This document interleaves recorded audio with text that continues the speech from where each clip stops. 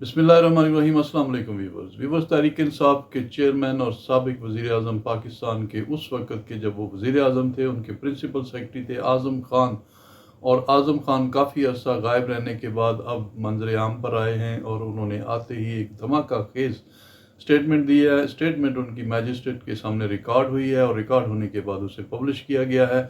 वो स्टेटमेंट है 164 की स्टेटमेंट है और 164 की स्टेटमेंट में उसने कहा है कि इमरान खान का जो साइफर पर बयानिया है वो झूठ पर मबनी है और इमरान खान ने वो साइफर की कापी छुपाकर एक बहुत बड़ा जुर्म किया और स्टेट के साथ उन्होंने गद्दारी की। ये 164 का स्टेटमेंट है।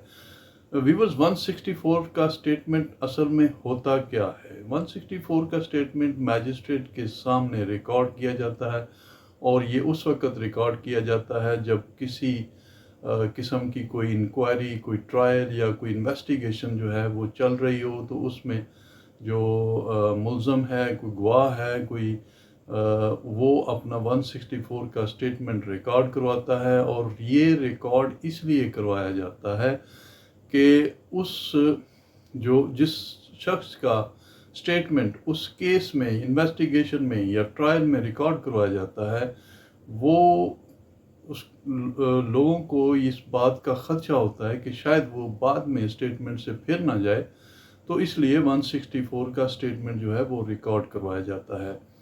वैसे तो ये जो अक्सर लोग, लड़कियां जो या लड़के घर से बाहर भागकर शादियां करते हैं, उनकी स्टेटमेंट करवाई जाती है कि कहीं वो फैमिली के प्रेशर में आकर स्टेटमेंट बदल ना दे, इसलिए मैजिस्ट्रेट के सामने 164 की स्टेटमेंट हो जाती है कि उसने आज़ादाना मर्ज़ी से निकाह किया है, उस पर कोई प्रेशर नहीं था। 164 का स्टेटमेंट असल में होता ही यही है कि वो मैजिस्ट्रेट इस बात की मुकम्मल सेटिस्फिकेशन करे कि जो शख्स स्टेटमेंट दे रहा है वो बिल्कुल अपनी आज़ाद मर्ज़ी से दे रहा है।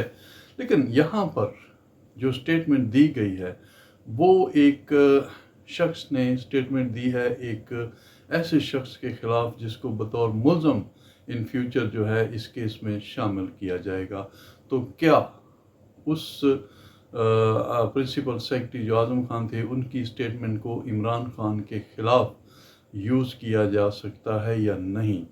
तो इसमें जो कानूनी माहिर हैं, जो प्रेसिडेंट्स हैं, वो तो यही कहते हैं कि अगर उसको किसी मुल्ज़म के ख़िलाफ़ यूज़ करना है 164 की स्टेटमेंट को, तो फिर उस पर मुल्ज़म को, जिसके ख़िलाफ़ ये स्टेटमेंट दी जा रही है, उसको नोटिस करना ज़रूरी है और वो नोटिस पर पेश हो और उसका वकील या वो खुद उस पर जो गवाह पेश हो रहा है उस पर जिरा कर सके जो उसने स्टेटमेंट दी है, तो फिर जाके उस स्टेटमेंट की वैलिडिटी होगी। अदरवाइज़ उस स्टेटमेंट को उस मुल्ज़म के ख़िलाफ़ यूज़ नहीं किया जाएगा, उसकी कोई एविडेंशियरी वैल्यू नहीं होगी। तो यहाँ ये सवाल पैदा होता है कि जब स्टेटमेंट इमरान खान के ख़िलाफ़ रिकॉर्ड की गई तो क्या इमरान खान को नोटिस किया गया उसमें? अगर नोटिस किया गया तो क्या इमरान खान के वकील वहाँ पर गए और उन्होंने जिरा की, या अगर वो नोटिस किया गया तो वो वहाँ पर जानबूझकर नहीं गए और वो एक्स पार्टी प्रोसीडिंग हो गई? तो ये अभी फ़िलहाल वो इंक्वायरी या ट्रायल या जो भी इन्वेस्टिगेशन थी वो मंजर आम पर नहीं आई, सिर्फ 164 का स्टेटमेंट आया है। लेकिन एक बात बड़ी वाज़ेह है कि इमरान खान के जो साथी थे वो आहिस्ता आहिस्ता उनके ख़िलाफ़ स्टेटमेंट दे रहे हैं और नून लीग वाले क्लेम करते हैं कि उनके ख़िलाफ़ उनके दौर के ब्यूरोक्रेट्स 2.5 साल तक जेलों में रहे लेकिन कोई स्टेटमेंट उनके ख़िलाफ़ नहीं आई।